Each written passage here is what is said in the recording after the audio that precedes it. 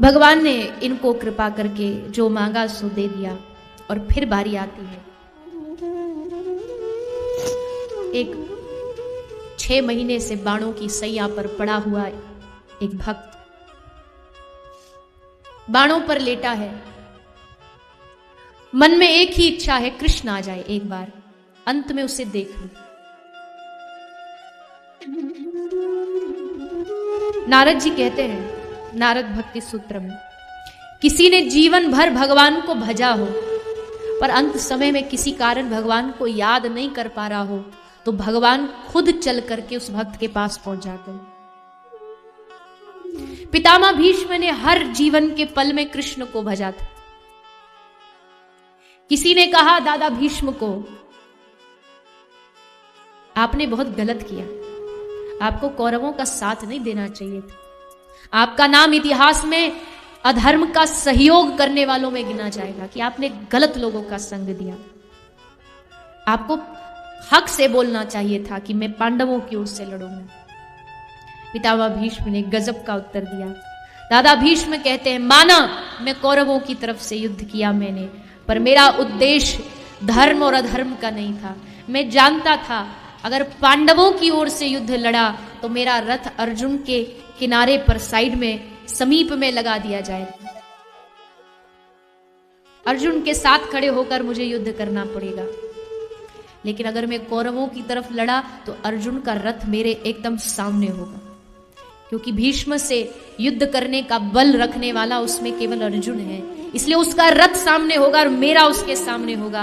अगर नजदीक होता तो मैं केवल युद्ध करता, पर सामने रहेगा तो पूरे युद्ध में युद्ध करेंगे लोग, मैं तो बस खड़े खड़े अपने गोविंद का दर्शन करूंगा, क्योंकि अर्जुन का रथ चलाने वाला तो सामने बैठा होगा। मुझे उसे देखना है, मुझे उसे निहारना है, उसका दर्शन करना है युद्ध में।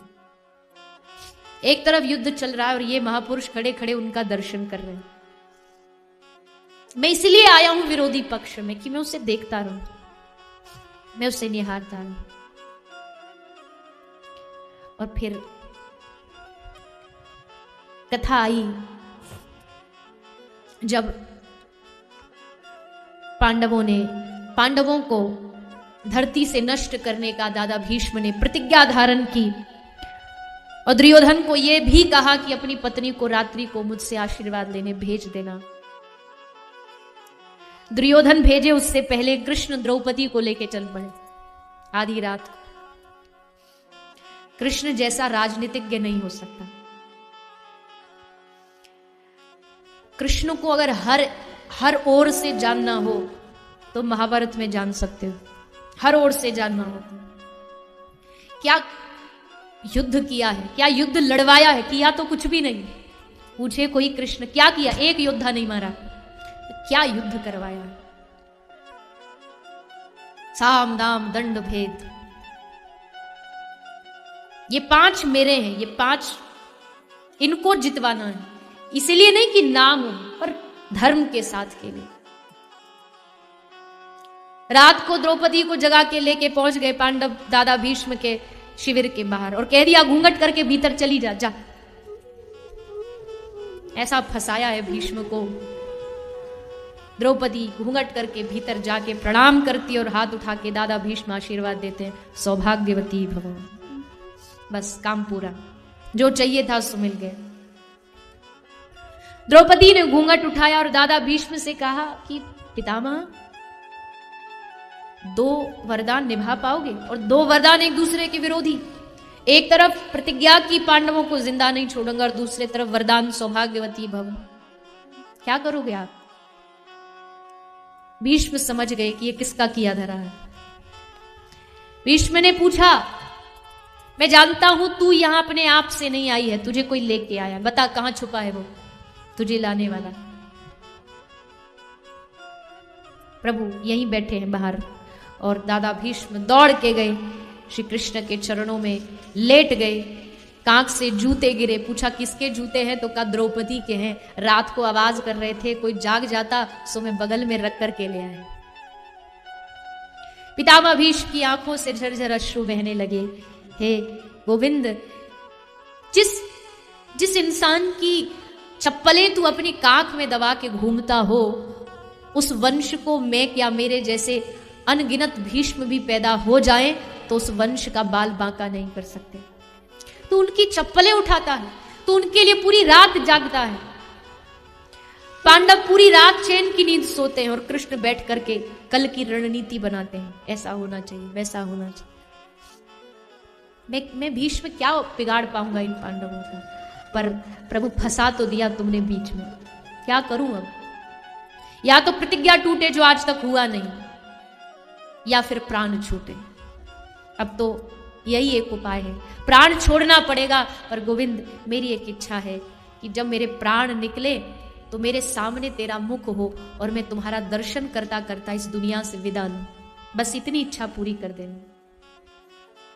भगवान भूलते नहीं है अपने भक्त की इच्छा को।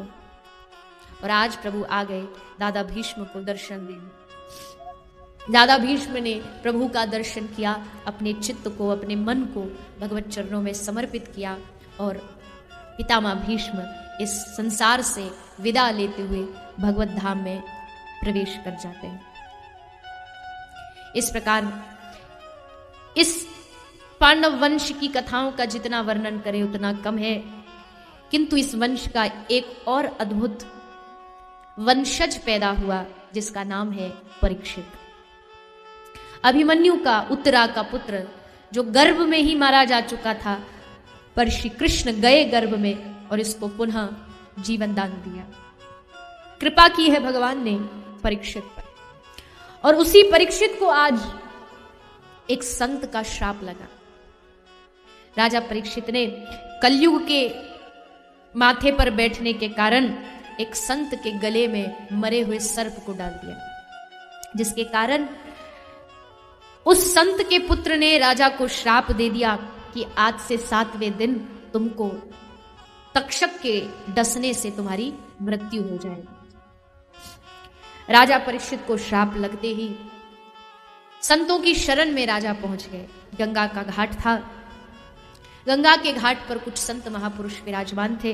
राजा परीक्षित ने जाकर के सब महात्माओं से प्रार्थना की कि महाराज, मेरा अंतिम समय आने वाला है, मृत्यु आने वाली है।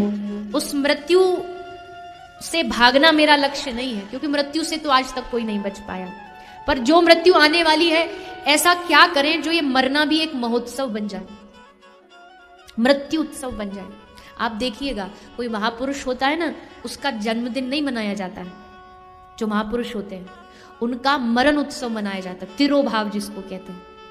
हमारे जितने भी गौड़िया संप्रदाय के महापुरुष हैं, उनका जिस दिन जन्म हुआ है उस दिन कोई उत्सव नहीं मनता, पर जब उनका तिरोभाव होता है तब उत्सव मनाते हैं।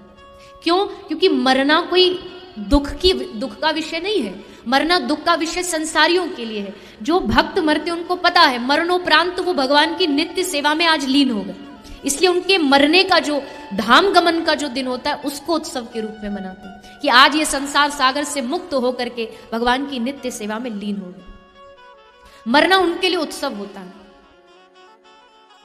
हमारे लिए मरना बड़ा दुख का विषय होता है, इसलिए हम मरने से बचाव का कोई ना कोई बहाना खोजते रहते हैं।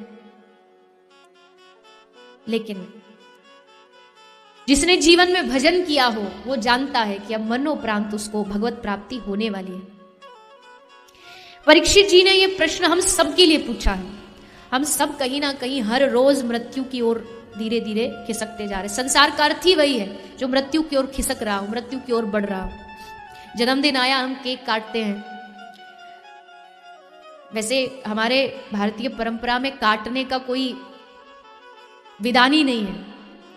हमारे भारतीय परंपरा में काटना शब्द ही निषेध है। हमारे जो पुरानी माताएं होती थी वो सब्जी को भी काटना नहीं कहती थे, या तो सब्जी सुधार दो या सब्जी अमनिया कर दो।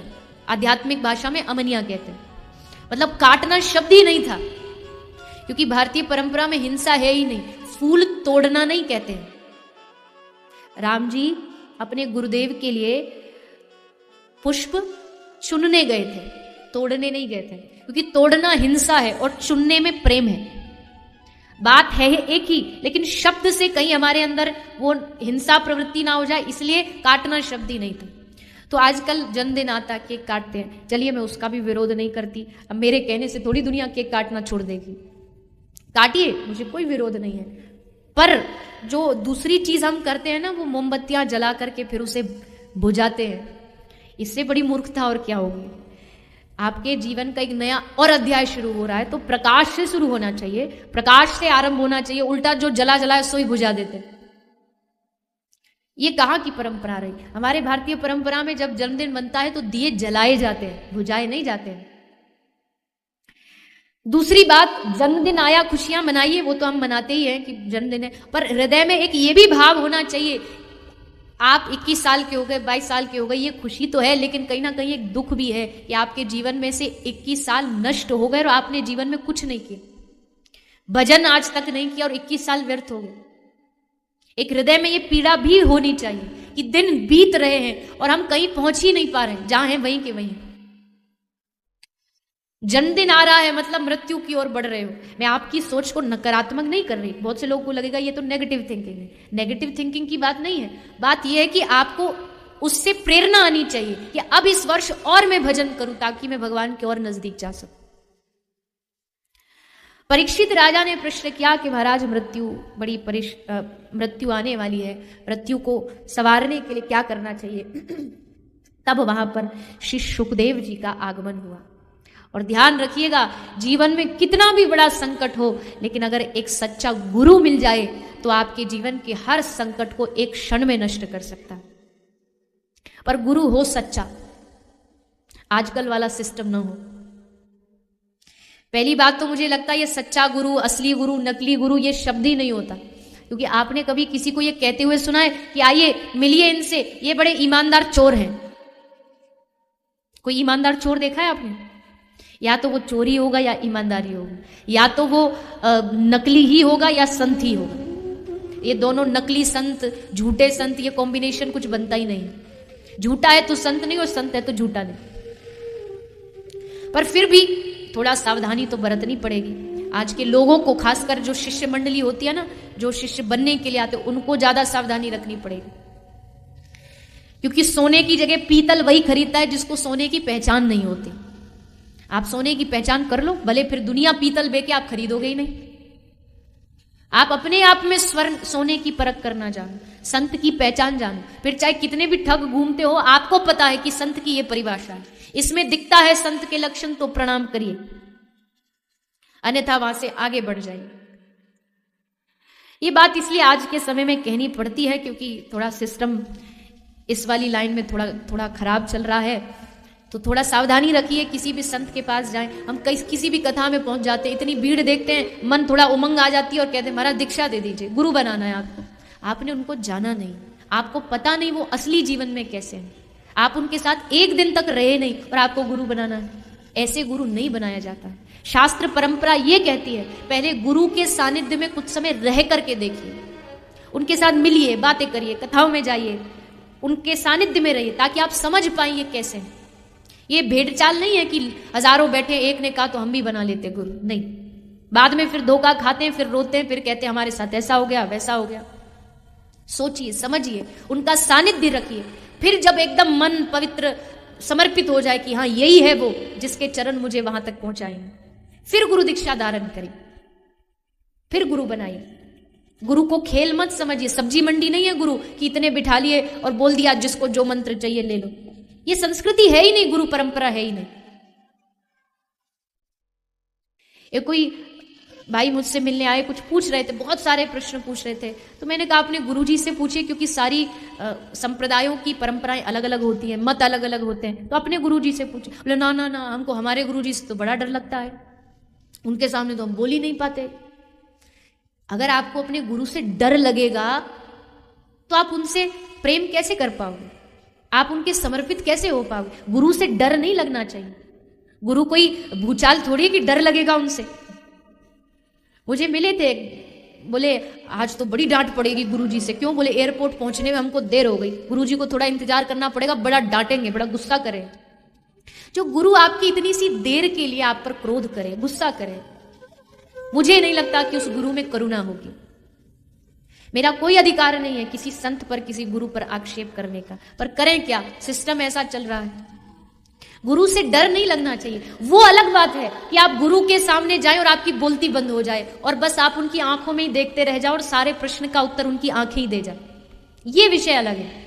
ये डूब गए आप उसमें तो बात अलग, पर डर है कि आप उनसे पूछ नहीं सकते। कई कहते हैं हम तो मिल ही नहीं पाते गुरु जी से, पूछे क्या। जब आप अपने गुरु से शांति से बैठ के अपनी समस्या का समाधान नहीं पूछ सकते तो फिर वो गुरु शिष्य का रिश्ता नहीं।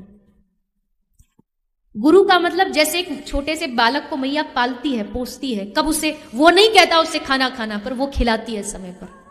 मालिक को पता है कब पानी में पेड़ में पानी देना है, कब उसमें खाद डालनी है। वैसे गुरु को भी हर एक शिष्य का ध्यान रखना चाहिए। अब इसको क्या आवश्यकता है, अब इसको क्या सुनाना चाहिए, क्या बताना चाहिए, तब गुरु शिष्य का रिश्ता होता है। ऐसा गुरु ढूंढिए, और मैं तो कहूं ढूंढिए भी मत, बस अच्छे शिष्य बनिए। गुरु ढूंढता ढूंढता आपके पास आ जाए। गुरु शिष्य को ढूंढ लेगा, शिष्य को नहीं ढूंढना पड़ेगा, वो चल के आपके पास आ जाए। तो परीक्षित को सुखदेव जी रूप जैसे गुरु मिले, इसलिए 7 दिन में परीक्षित को भगवत प्राप्ति हो गई। कथा सुनाई है सुखदेव जी ने राजा परीक्षित को, और उसी भागवत का आश्रय लेकर के जिस प्रकार परीक्षित की नैया पार हुई, उसी प्रकार हम भी अपनी इस टूटी फूटी सी नाव को लेकर के इस भागवत में बैठे हैं कि कभी ना कभी हमारी नाव भी इस भवसागर से पार उतरेगी और श्री कृष्ण चरणों तक पहुंच जाएगी।